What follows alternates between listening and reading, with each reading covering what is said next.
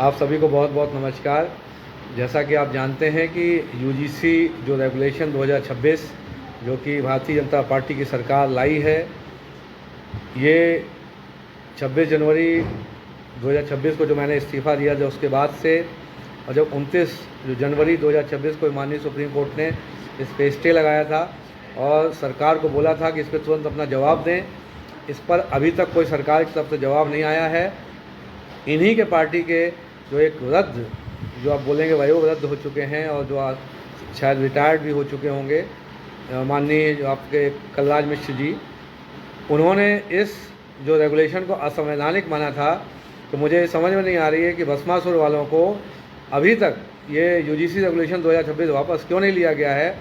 और इस पार्टी से संबंध रखने वाले, खासकर अपने ब्राह्मण समाज के लोगों को बोलना चाहता हूँ कि इस पार्टी से आप लोग अभी तक संबंध रखे हुए हैं, जो भी लोग कार्यकर्ता, अगर एक आध दो लोग % बचे हुए हैं, आप लोग अपने स्वयं के कुल के कलंक बनने जा रहे हैं, क्योंकि आपके बच्चों के भविष्य को बर्बाद करने वाला ये कानून ये लाया गया है। भस्मासुर जुमलेबाज जो पार्टी, जिससे अभी आप लोग कुछ लोग एक आध इक्का दुक्का बचे भी हुए हैं, जो अपने आप को अंधभक्त कहलवाते हैं, पूरी दुनिया में अपना मजाक उड़वा रहे हो।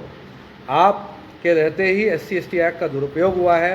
यही भस्मासुर जुमलेबाज जो आजकल आपको अलग अलग तरीके से बताता है कि ये चीज़ मत करो, ये चीज़ मत करो, इसी ने सामान्य वर्ग को और OBC वर्ग को प्रताड़ित करने वाला जो कानून था उसका दुरुपयोग रोकने के लिए जो माननीय सुप्रीम कोर्ट ने 3 दिशा निर्देश दिए थे कि बिना जांच के SC/ST एक्ट में गिरफ्तारी FIR नहीं होगी, आपका जो एंटीसिपेटरी बेल का प्रावधान था, और इसी के साथ जो बिना शासकीय अनुमोदन के किसी सरकारी अधिकारी कर्मचारी पर कोई कार्रवाई नहीं होगी।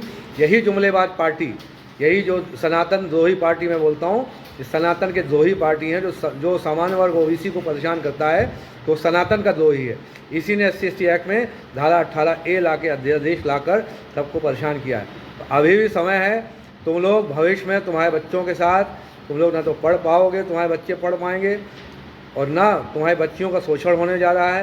ये जो जितना भी ये कानून बनाया गया है, ये सिर्फ सामान्य वर्ग की बच्चियों का, उनका शारीरिक शोषण करने के लिए, उनको अलग अलग तरीके से जो इनकी समिति है, जो भी लोग होंगे प्रताड़ित करने वाले, वीडियो बनाकर आपकी बच्ची का लगातार शोषण करेंगे, या तो आपकी बच्ची आत्महत्या करने के लिए मजबूर होगी, इतना उसके साथ शारीरिक शोषण किया जाएगा।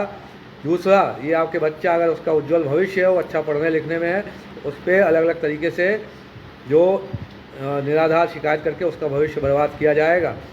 अभी चेत जाइए, ये बहुत खुश होने की ज़रूरत नहीं है। समझ लीजिए, ये जुमलेबाज पार्टी है, आपको बता रहा हूँ कि आपको बर्बाद करेगी। ये सामान्य वर्ग को बर्बाद करेगी, सामान्य वर्ग OBC को SC/ST एक्ट से बर्बाद कर रही है, और सभी तीनों वर्गों को, सामान्य वर्ग, SC/ST वर्ग और जनरल वर्ग को आपस में लड़ा कर ये देश को बर्बाद कर रही है। ये कंपनी है, समझ जाइए। ये देश में ये कंपनी टारगेट देती है अलग अलग मुख्यमंत्री को, हमें 5,000 लूट के इस महीने देने हैं, हमें 2,000 लूट के इस महीने देने हैं। सभी मुख्यमंत्रियों को टारगेट है।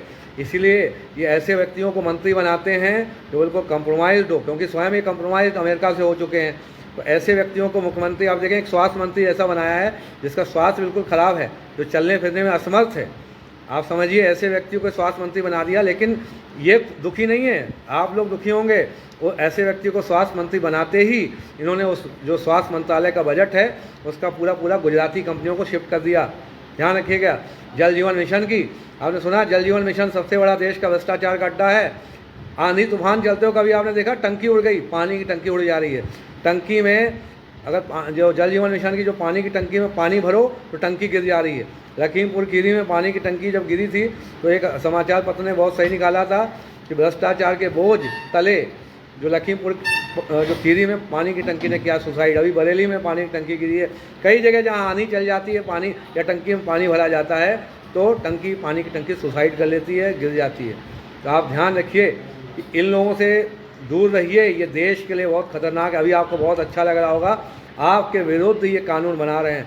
आपके बच्चों को, आपकी बच्चियों का शारीरिक शोषण करना उनका उद्देश्य है, क्योंकि बंद कमरे में यही करते हैं। आप इनका देखिए ना, एप्स्टाइन फाइल से लेके कैसे कैसे गंदे गंदे चीज़ें आ रहे हैं। अभी महोबा का कांड देखिए, ये सब इनके जो चरित्र इसीलिए काम ये है क्योंकि इनका बच्चियों का शोषण करना है। जो कम उम्र की बच्चियां हैं उनका शोषण करना है। वो कैसे होगा? यूजीसी रेगुलेशन के माध्यम से करेंगे। आपकी बच्चियां हैं जो सामान्य वर्ग की बच्चियां हैं, ये नियुक्त किसको करेंगे समिति में?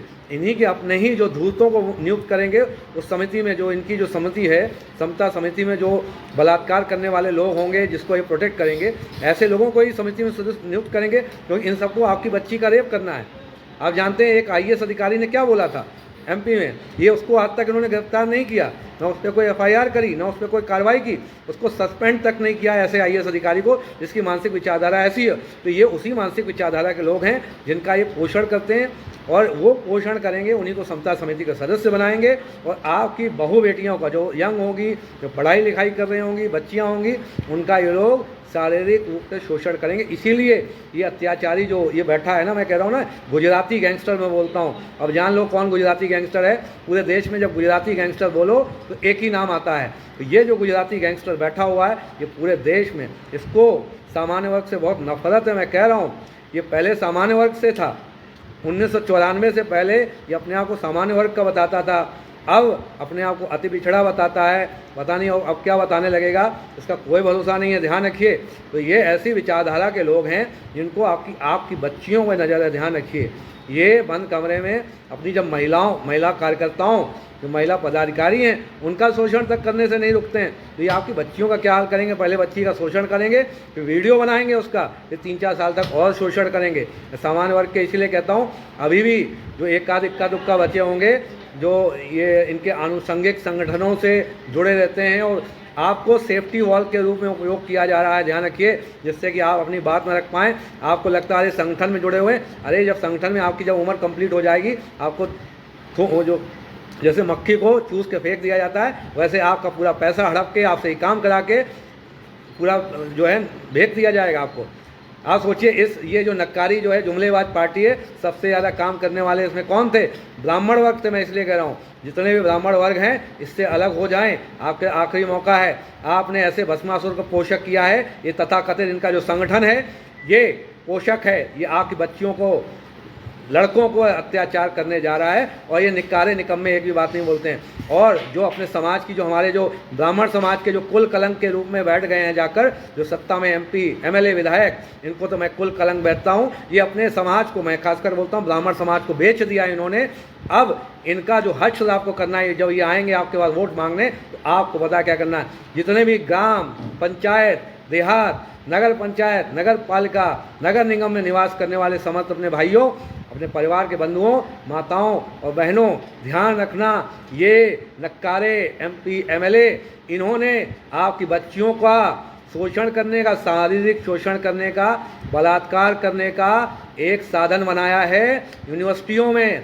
UGC रेगुलेशन 2026, और इसको अभी तक वापस नहीं लिया गया है। इनके आप समझ रहे मंसूबे, ये अभी भी वापस नहीं लिया है। 3 महीने से किस चीज़ का वेट कर रहे हो? जब एक आपके माननीय कलराज मिश्र बोल चुके हैं ये असंवैधानिक है, तो क्यों अभी तक वापस नहीं आया? क्योंकि इनका जो है आपकी बच्चियों को शोषण करना है, आपके बच्चों को पढ़ाई लिखाई करने से रोकना है। तो अभी भी मैं कह रहा हूँ, खासकर अपने ब्राह्मण समाज से बोल रहा हूँ, निकल के आ जाओ, नहीं तो तुम्हारे जब बच्चियों का शारीरिक शोषण हो रहा होगा, तुम लोग गुनहगार होगे।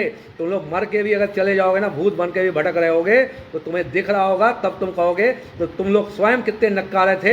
ऐसे भस्मासुर जुमलेबाज के साथ आप लोग खड़े हुए थे, और मैं कह रहा हूँ कि आप लोग वहाँ से हट जाइए। 1-2% अभी भी बचे हुए हैं, कुछ नक्कारे हैं, मैं जानता हूँ।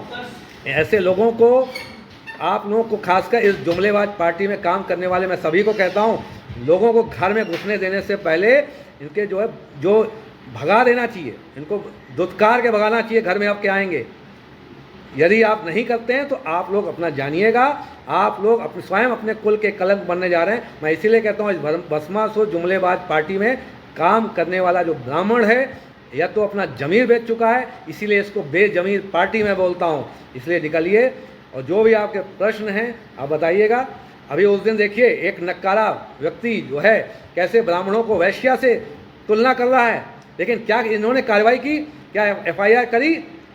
किसी के FIR नहीं करेंगे, लेकिन गौतम खट्टर को पकड़ लिया गया। देख रहे हैं, गौतम खट्टर को गोवा पुलिस ने गिरफ्तार कर लिया, उसके भाई को उठा लाते हैं, लेकिन ऐसे व्यक्ति पे क्या एफआईआर करेंगे? नहीं, क्योंकि इन्हीं के ये प्रायोजित लोग हैं। भीम आर्मी हिंदू देवी देवता ब्राह्मणों को गाली देती है तो कभी एफआईआर करी, कभी कार्रवाई करी। प्रयागराज में तोड़फोड़ करती है, कभी कार्रवाई करी। लखीमपुर में खीरी में तोड़फोड़ करते हैं, कभी कार्रवाई करी नहीं, क्योंकि इन्हीं के पोषित ये बी टीमें हैं। आपको पता नहीं है, ये बंद कमरे में ये मुस्कुराते हैं, गुलछर्रे मारते हैं, अलग अलग ये जो जिनके जितना भी मानसिक रूप से जो बोला ना शोषण करने का, ये साथ बैठ के ये जो स्त्रियों का शोषण करते हैं, अपने पदाधिकारियों का शोषण करते हैं, और जब कोई पदाधिकारी आवाज़ उठाता है तो उस पर दबाव डालकर समझौता करा देते हैं। तो आप लोग ध्यान रखिए, अभी भी यूजीसी रेगुलेशन 2026 हटा नहीं है। आप सबको शांत नहीं बैठना है, आपको इसको दंड तो ऐसे भी देना है, हटाना तो पड़ेगा ही, और हटाने के बाद भी दंड देंगे, क्योंकि ये इनका जो भाव है, भंगिमा है, क्योंकि ये आदमी बहुत गंदा आदमी है। ध्यान रखिए, इस आदमी की मानसिक जो विचारधारा है बहुत गंदी है। इसलिए मैं कहता हूँ इसे भस्मासुर, जो इसकी जो सर में शैतान बैठा हुआ है, पूरे देश में इसने जो है त्राही माम मचा रखी है। पूरे देश में अभी तक रैलियाँ करता फिर रहा था ये व्यक्ति, और तब इसको देश में ये नहीं बता रहा था कि पेट्रोल डीजल की कमी होने वाली है, तब नहीं बता रहा था कि सोना जो है 1 साल तक मत खरीदे, तब ये नहीं बता रहा था। अब आपको बता रहा है, क्योंकि अब इन 5 जो चुनाव थे हो चुके, पूरा देश का पेट्रोल उड़ा दिया, चुनावों में उड़ाया। अपने जो 1-1, 2-2 लाख इन्होंने कार्यकर्ता भेज रखे, उनको पैसा खर्च किया जा रहा है। तो अब क्योंकि अब जो है जो 900 चूहे खा के बिल्ली हज को चली, जो ये हज में गए हैं, अभी अब जान रहे हैं 15 तारीख से ये हज करने जा रहे हैं, तो ये ऐसे लोगों नक्कारा ये अब हमें भाषण देंगे। अभी तक 400 के वाहनों से ये जाते थे। अरे दो गाड़ी लेके आप क्यों नहीं उद्घाटन कर सकते थे गंगा एक्सप्रेसवे का? गंगा एक्सप्रेसवे में 500 बसों से रैला जा रहा है, इनके लिए भीड़ इकट्ठी की जा रही है कि लोग इनको मान जाए कि बहुत महामानव हैं, बहुत बड़े नेता हैं। ऐसे आदमी की बातें देश सुनेगा? मूर्ख बना रहे हो। 5-5 जिलों में रैली कर रहे थे, रोड शो कर रहे थे, तब नहीं समझ में आ रहा था? पूरे देश का पेट्रोल फूंक दिया आपने।